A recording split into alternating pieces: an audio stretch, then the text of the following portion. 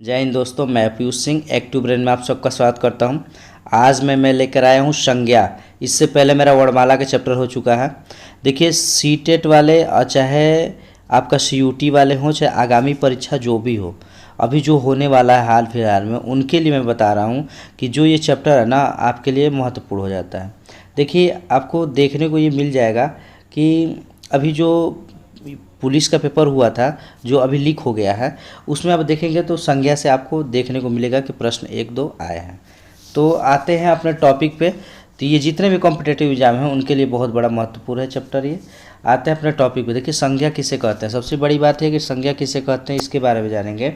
देखिए, संज्ञा का शाब्दिक अर्थ होता है नाम, ठीक है ना, याद रखिएगा, नाम होता है।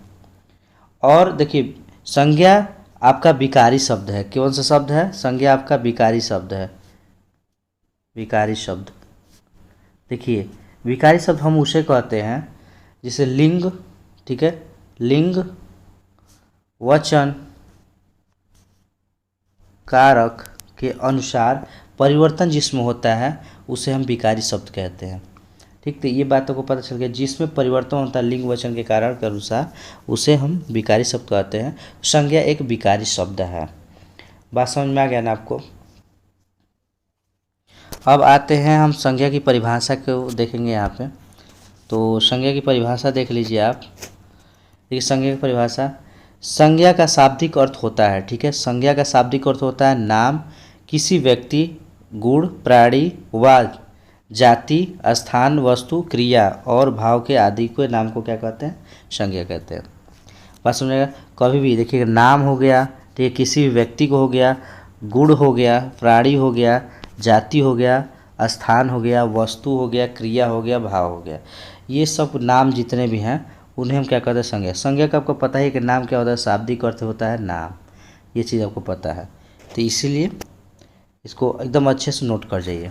अब आगे हम आते हैं यहाँ पे संज्ञा के उदाहरण। यहाँ पे देखेंगे, रमेश परीक्षा में प्रथम आया था, ठीक है, इसलिए वह दौड़ता हुआ स्कूल से घर पहुँचा। इस बात से वह बहुत खुश था, ठीक है। उसने यह बात अपने माता पिता को बताई। यह समाचार सुनकर इतने आनंदित हुए, ठीक है, कि उन्होंने उसे गले लगा लिया। ठीक, तो जब उन्होंने उसे गले लगाया तो इसमें से देखिए जितने यहाँ पे दिया गया है, ठीक है, इसमें आप छांटेंगे, यहाँ पे अलग अलग करेंगे तो यहाँ पर देखिए खुश और आनंदित है।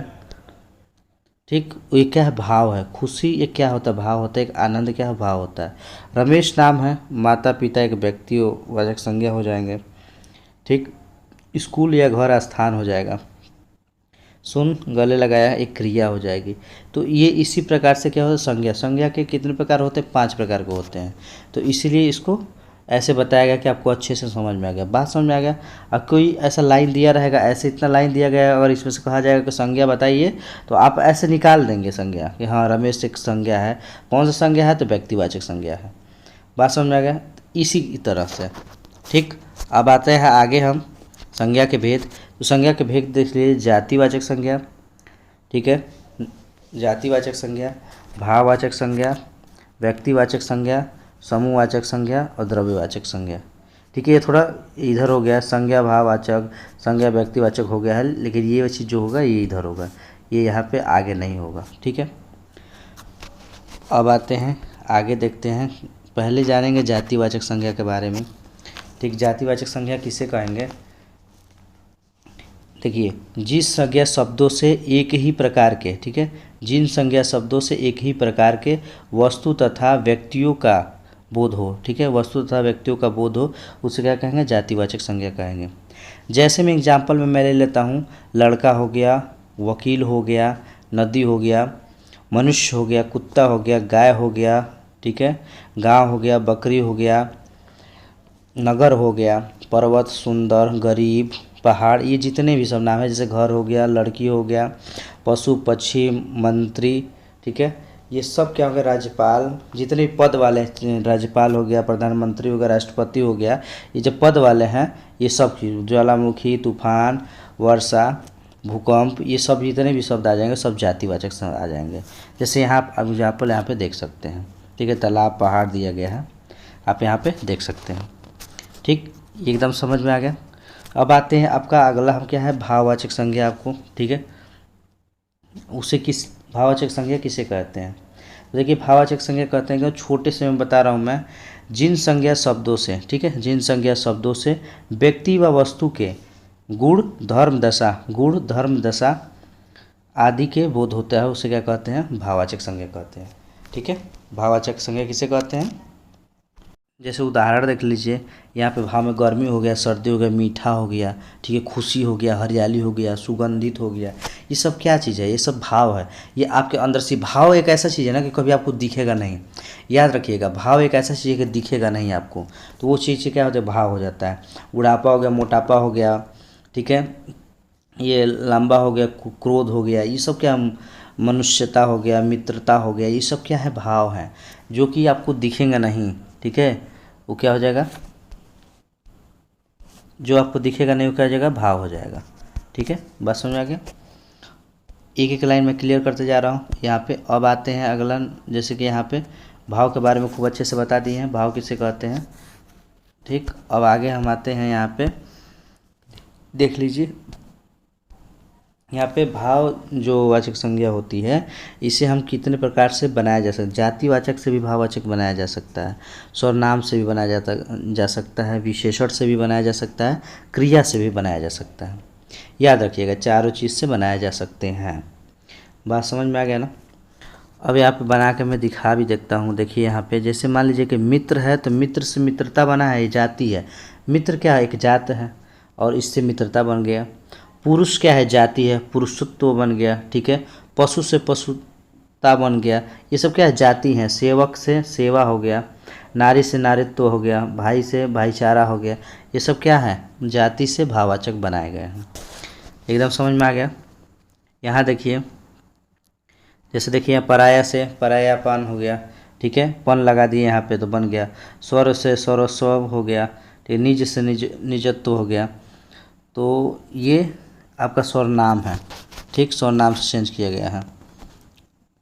विशेषण से देख लीजिए यहाँ पे, जैसे विशेषण मीठा होता है तो मिठास हो गया, मधुर से मधुरता हो गया, चौड़ाई जैसे है तो चौड़ा हो गया, गंभीर से गंभीरता हो गया, ये सब क्या है, विशेषण है। विशेषण आपको पता होगा। अब आते हैं क्रिया, जैसे उठना से उठना है तो उठ हो गया, लिखना से लेख हो गया। ठीक है, तो ऐसे ही आप एक एक करके आप देख लीजिए, आपको समझ में आ जाएगा कि देखिए क्या है ना कि ये ऐसे ही करके बनता है। मैं पूरा नियम आपको बता दिया, जैसे कमाना से कमाई हो गया, तो ये आप यहाँ पे देख सकते हैं। अब आते हैं आगे, हम व्यक्तिवाचक संज्ञा किसे कहते हैं। व्यक्तिवाचक संज्ञा के बारे में जानेंगे।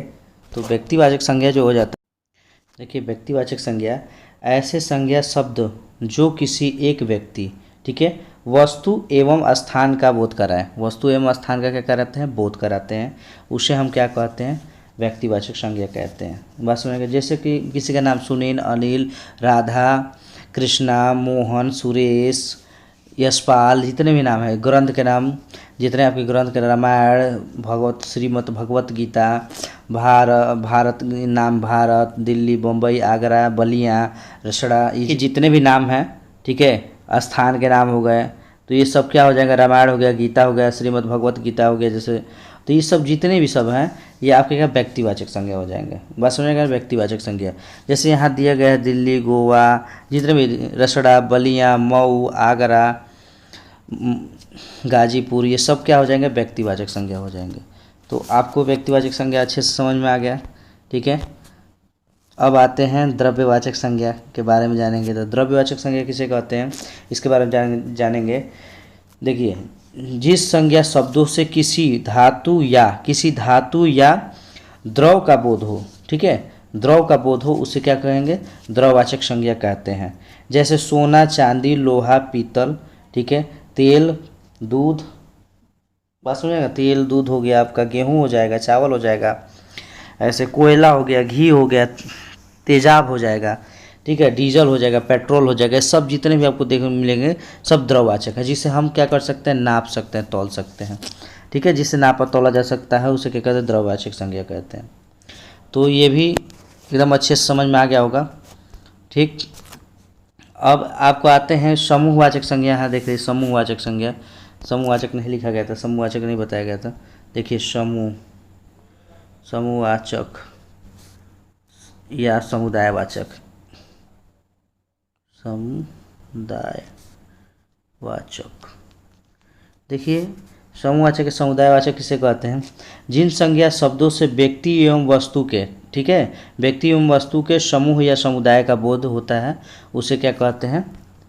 समूहवाचक संज्ञा कहते हैं। जैसे समूह का मतलब मान लीजिए कि आपका कुंज हो गया, ठीक है, कुंज हो गया, भीड़ हो गया, मेला हो गया, पुलिस हो गया, आर्मी हो गया, जैसे जिसमें ज़्यादा संख्या हो, बहुत ज़्यादा संख्या हो तो क्या हो जाता है? वो क्या समूहवाचक हो जाएगा। पूरा समूह में गुच्छा हो गया, गिरोह हो जाएगा, पुस्तकालय हो जाएगा, भीड़ हो जाएगा, दल हो जाएगा। बात समझ रहा? ऐसे घौंध जिसे कहते हैं, केला का घौंध होता है ना, उसमें कितने ज़्यादा केला निकले होते हैं, ये सब। तो ये सब क्या हो जाएंगे? समूहवाचक हो जाएंगे। कृपया हमको लग रहा है कि आपको समझ में आ रहा हो, तो समूहवाचक इसे कहते हैं। बात समझ में आ गया? एक एक करके मैं यहाँ पे बता दिया आपको, ठीक है। और जो भी डाउट हो तो आप कमेंट करिएगा, फिर से इसको अच्छा करने का प्रयास किया जाएगा। और लगातार मेरा एक एक वीडियो आता रह रहा है। जो CUT वाले हैं उनके लिए विशेष रूप से ध्यान दे रहे हैं कि जो हिंदी से दिक्कत हो उनका एकदम ख़त्म हो जाए, ठीक। और जो एकेडमिक वाले छात्र हों, चाहे आगामी जितनी भी परीक्षाएँ हैं वनडे एग्ज़ाम का, उस सब में इसका महत्वपूर्ण भूमिका है। तो ये वीडियो अच्छा लगा हो तो बहुत बहुत धन्यवाद। वीडियो के लास्ट तक बनने के लिए धन्यवाद। जय हिंद।